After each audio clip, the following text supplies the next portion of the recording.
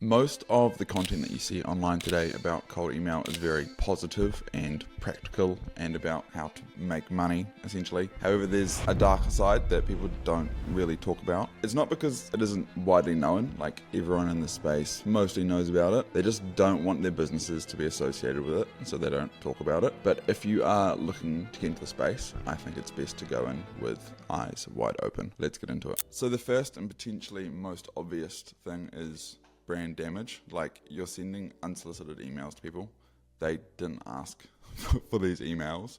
So some people are just like not particularly stoked that you're doing that. And this is amplified if you do the following. So after sending out millions of emails, these are the things that actually annoy people. So the prospect thinks you're being rude, and this is typically done without you really knowing. So you don't think that when you're crafting the cold email outreach that you're being rude, but the prospect can think that. This is particularly if you are criticizing them in any way, because you could say, hey John, I think your website could do with some improvement, right? And you might think, I'm like scratching a pain point or something. John might just think that's fucking rude of you to say. So at least 1% of the population would find that rude. And so if you're emailing 10,000 people, that's 100 people a month that people are finding, what you're saying rude. So be very aware when you're criticizing, and don't be surprised if people don't like being criticized. It's just general human nature to not really like being criticized. So be super aware of that. The other thing would be if you're being misleading. So don't mislead with your subject line, because if you trick people into reading your email, they're not going to be in the right headspace to respond positively, because you've literally already let them down. You've literally overpromised and under-delivered. When we're talking about like doing brand damage, most 99% of the population doesn't care. They don't care at all. It means nothing to them. But we're caring about like the 1% of people that potentially do care, right? So this is what I'm talking about when we're saying prospects think you're being rude. Same with being misleading. Like, would 1% of people think that the subject line is misleading? Okay, start to think about these things. Don't be misleading with your email body. Like, don't try and trick people onto a sales call. It doesn't work, right? It doesn't work. We've seen lots of people try this, and it might seem like a really good idea. It doesn't work. It just makes your sales calls extremely difficult. So make your offer compelling, but don't lie about what your offer is. And then this, I'm just going to say, is like the number one issue here when it comes to brand damage.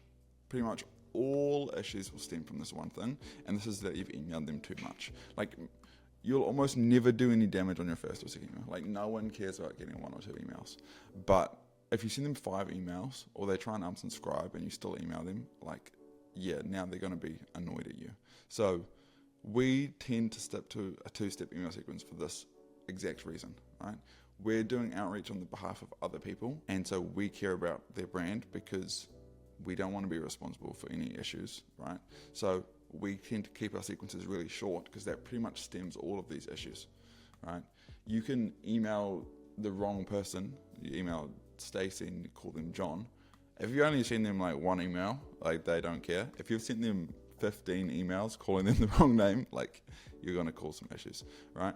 We then wait 12 weeks before emailing them if we feel we've got something of value for them. So we do a 2-step sequence, and then we wait a significant amount of time before emailing them again. And no one remembers that we've emailed them the first time, okay?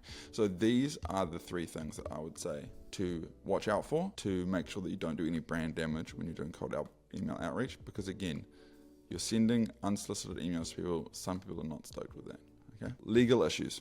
So cold emailing prospects is legal. It's not illegal. Other parts of the world, different, but that is for a different video. I'm just going to talk about the US here. So you need to comply with the Can Spam Act, which I believe came out in like 2003 or 2001, something around that. So it's very outdated, but here are the principles. So don't deceive people. You need to clearly identify yourself. It says you need to include a physical postal address. I'll talk about that in a second. You need to provide a way to opt out. So these are the things. Not deceptive, and you must disclose the following. However, to be real with you, most people just operate in the grey areas around here. So most people don't use a physical postal address. I've never seen people get pinged for this or have any issues with this, just like an FYI. Most people don't explicitly say you can opt out, but opt people out if they say no, stop, or interested. So there's kind of 3 ways of doing this. One is you include an unsubscribe link, which pretty much no one who knows what they're doing does in the US. Maybe some other parts of the world, but no one does it in the US. Why? Because an unsubscribe link is a link, and so you're now putting a link in your emails, which will harm your deliverability. So it's kind of this stupid thing where they say this is the best way, but then it makes your emails go to spam anyway, so people don't do it. So there's 2 other ways that people do it. One, which is probably what we do most commonly, which is we don't say anything about an opt-out. But if they say not interested, stop, unsubscribe, anything, then the system will automatically opt them out, okay? So that is one approach. The second approach, which we will do if we're maybe operating, like we're doing outreach on behalf of like a local doctors, or we're doing outreach to lawyers, or something that's a bit more white collar and maybe a little bit like we just want to be a bit more cautious about it. We'll say like reply stop to opt out, or let me know if you don't want to receive any of these messages and I'll opt you out. So you can use you can just essentially ask them to reply if they want to opt out in a certain way. So those are the most common things. And again, for a lot of our outreach, we're not going to say anything about an opt out, but we will opt them out if they ask. And the other one is just say, hey, do this thing if you want to opt out. Reply stop if you want to opt out, that sort of thing. People typically don't like that because it's like makes it very clear that it's a marketing email, and so they try and avoid that. Some people are deceptive about who the email is coming from. Again, I've never seen people get pinged on this. They're typically doing this if they're like, let's say you're trying to do outreach for a company and then you're going to sell those leads to another company. The person doing the outreach might be a made up person from a made up company, or a made up person from a lead generation company or something. Or I don't necessarily buy into this, but some people think that like female names perform better, so they'll, instead of doing the outreach from myself, I'll set up somebody called like Emily and do the outreach. I personally haven't seen necessarily better results from that, but this is against the Can Spam Act. But again, I've never seen people get in trouble for it. We don't tend to do that anyway. And I'm not sure how they'll track you down if you've made this up. Also, just to let you know, like you're pretty much, I've never seen anyone get into any issues over this unless you're emailing lawyers and then they kick up a fuss and like throw their weight around. But these are the main things that you need to worry about here. So let's talk about some sketchy email account practices. So most sketchy email account practices that I've seen, and again, I'm sure there's more, these are just the ones that I've seen, come about from resellers trying to cut corners to be more profitable when you're buying email accounts. So there's mass created fake like education domains or edu domains. So sellers spin up fake colleges or shell institutions that get approved for Google for education and then sell limited accounts under it. So when you see like Google's cracked down on inboxes, this is what they've cracked down on. They've not cracked down on the actual inboxes.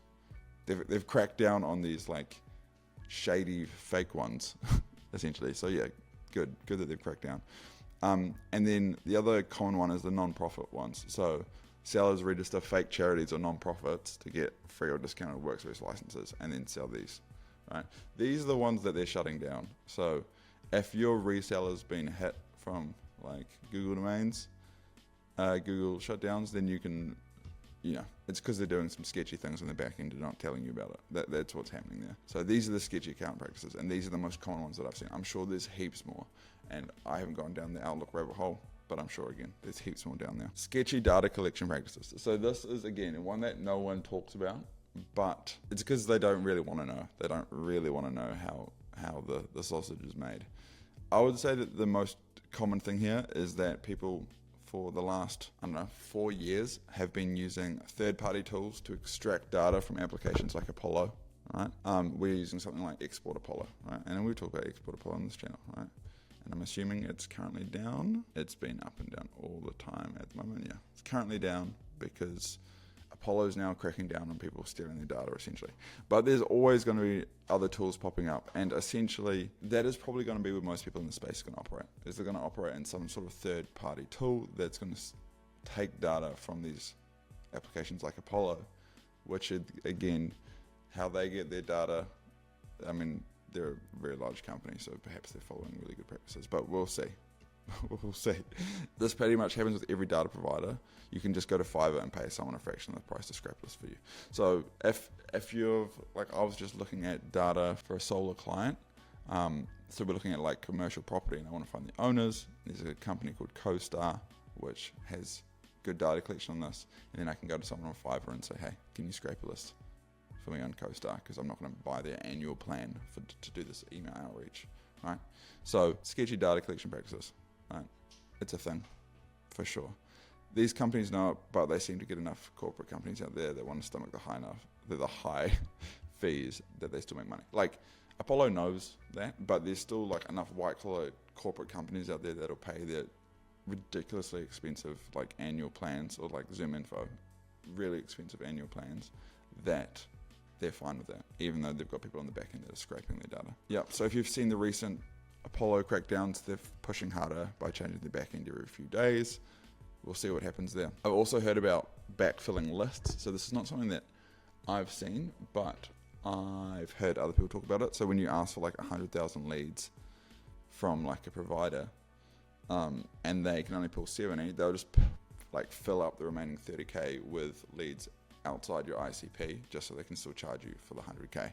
So that's some other sketchy data collection practices. If you are a B2B company and you're looking for some assistance in getting more qualified calls booked on your calendar every single week, you can book in a call with somebody in my team below. If you want to dive deeper down this rabbit hole and figure out how to do cold email for yourself, there should be a 90-minute video on screen now. I'll see you there.